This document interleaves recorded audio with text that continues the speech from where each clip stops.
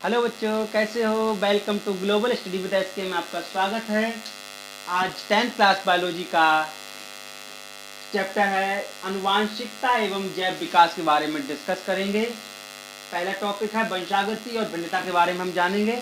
आइए देखते हैं वंशागति क्या होती है, इसको देखते हैं। पहले हम आनुवांशिक लक्षणों को एक पीढ़ी से दूसरी पीढ़ी में जाना ही वंशागति कहलाता है।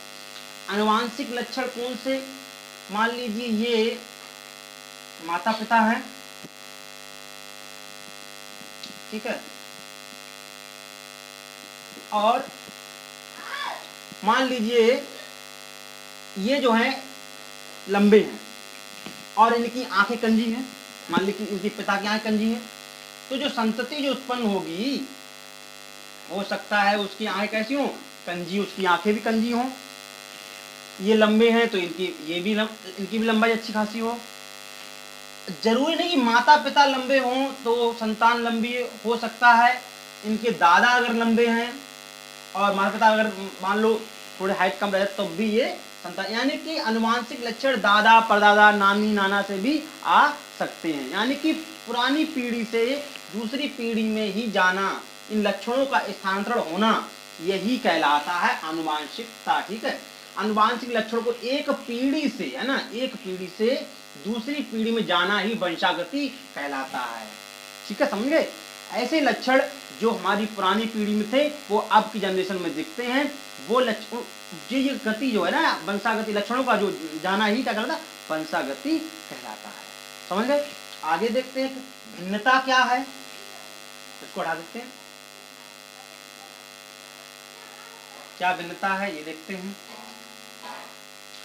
भिन्नता का ये टॉपिक लैंगिक जनन में ही दिखेगा और अलैंगिक जनन में नहीं दिखता है। और लैंगिक अलैंगिक जनन हम जानते ही हैं। अलैंगिक जनन में क्या होता है, केवल एक ही जनक उसमें भाग लेता है जनन में, और लैंगिक जनन में दो जनक भाग लेते हैं, माता और पिता। अलैंगिक जनन में क्या, मान लीजिए अमीबा है, अलैंगिक जनन का उदाहरण अमीबा ही तो है। अमीबा से दूसरा अमीबा बन जाता है, तो जो इसके डीएनए होंगे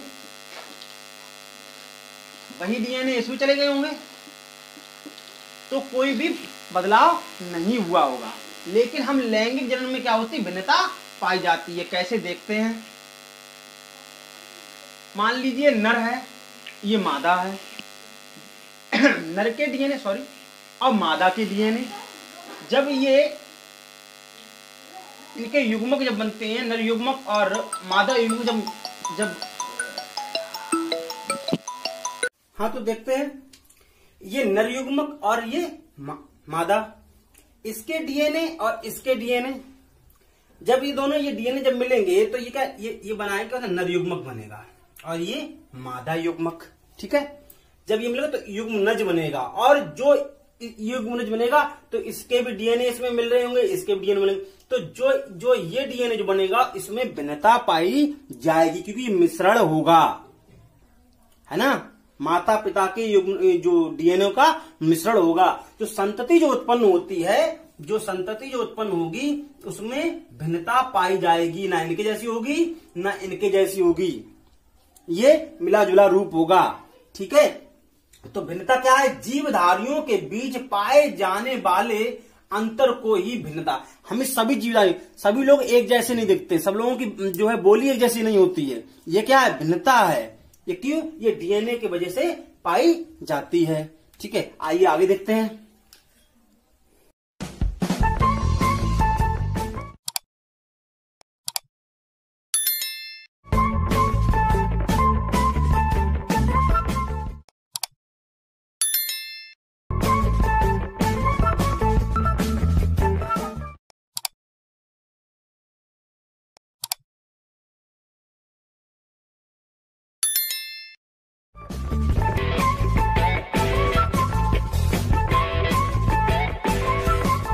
हाँ, तो अब देखते हैं आनुवांशिकी क्या है। आनुवांशिकी है वंशागति एवं विभिन्नता का अध्ययन, है ना, इसकी स्टडी करना ही क्या कहलाता है, आनुवांशिकी कहलाता है। वंशागति और विभिन्नता का अध्ययन करना कहलाता है अनुवांशिकी कहलाता है। महत्वपूर्ण चीज है अनुवांशिकी की, देख लें इसके जनक कौन थे, जन्म कहाँ हुआ था, प्रयोग इन्होंने किस पे किया था और कितने वर्ष तक किया था, इस चीज के बारे में हम जान लें। तो अनुवांशिकी के जनक जो है वो ग्रेगर जॉन मेंडल है। कौन है? Gregor John Mendel. इनका जन्म हुआ था 22 जुलाई 1822 में। ठीक है, कहा हुआ था? जर्मनी के सिलीसिया नामक ग्राम में। एक जर्मनी का गांव था, उसका नाम था सिलीसिया, उसमें इनका ग्रेगर जॉन मेंडल का जन्म हुआ था। ये क्या है? वंशागति के क्या है? जनक हैं। कौन? ग्रेगर जॉन मेंडल, है ना? मेंडल इन्हें बोलते Mendel, sorry, Gregor John Mendel. प्रयोग किया था इन्होंने मटर पर, और इसका जो साइंटिफिक नाम है पाइसम और सटाइवम नाम है इसका। ठीक है, और कितने वर्ष किया था इन्होंने? किया था 7 वर्ष तक मटर के पौधे पर जो है ना रिसर्च की थी, प्रयोग किया था।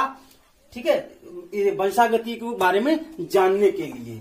ठीक है, आगे देखते हैं इन्होंने मटर के पौधे को क्यों इस्तेमाल किया था, या क्या मतलब उनमें खास बात थी मटर के पौधे में, उसके बारे में हम देखते हैं। चलिए आगे देखते हैं।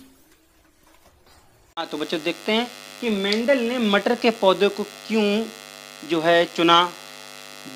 पौधे तो टमाटर के भी ले सकते थे, भिंडी के भी ले सकते थे, अनेक पौधे थे, लेकिन मेंडल ने मटर के पौधे क्यों चुना, उनके लिए निम्न कारण दे रखे हैं, इनके बारे में हम जानेंगे।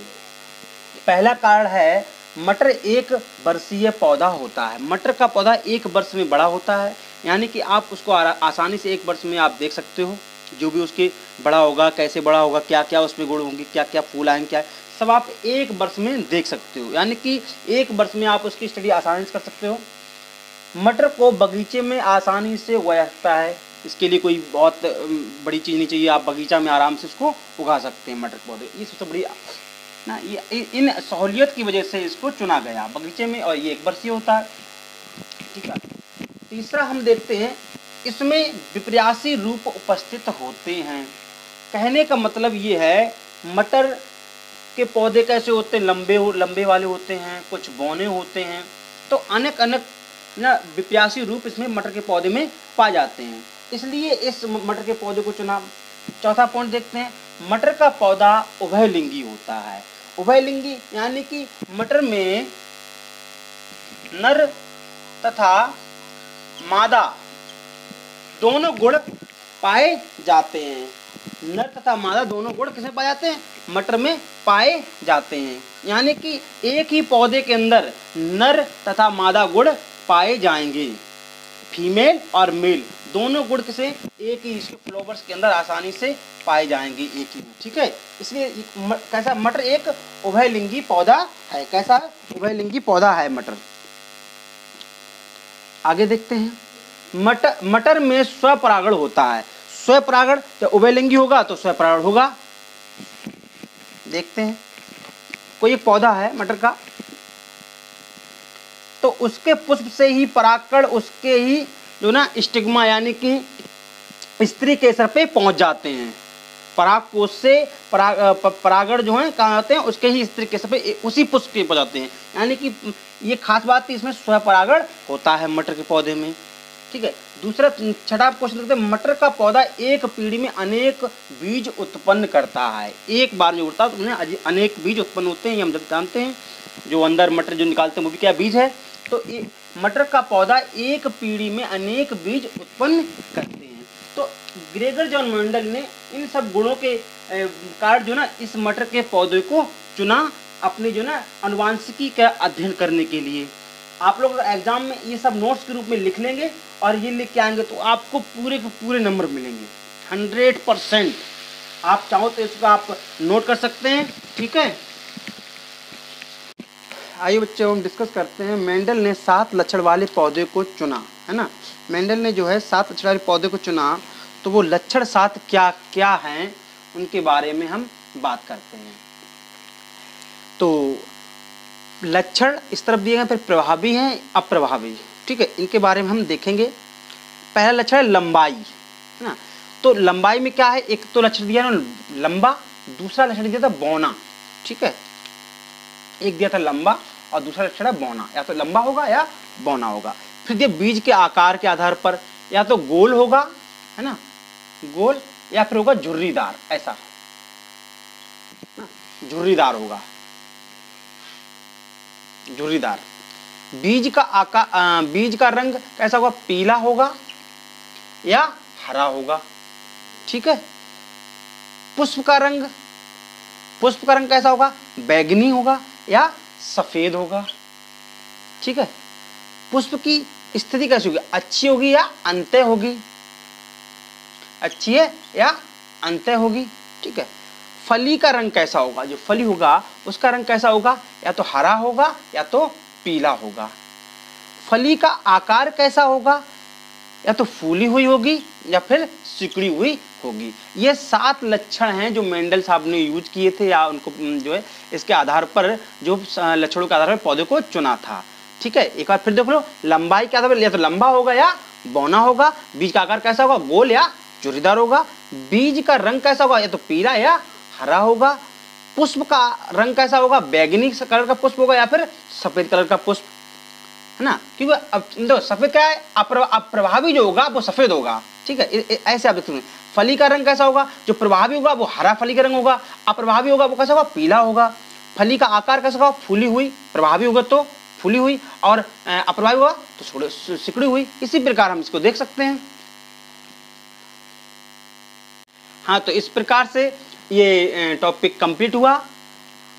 आप मेरे चैनल को लाइक और सब्सक्राइब कर दीजिएगा, ताकि आपको जो भी हमारे नए वीडियो मिलें वो आपको प्राप्त हो सकें और आप इनका लाभ उठा सकें। थैंक यू बच्चों, बाय, पढ़ते रहिएगा।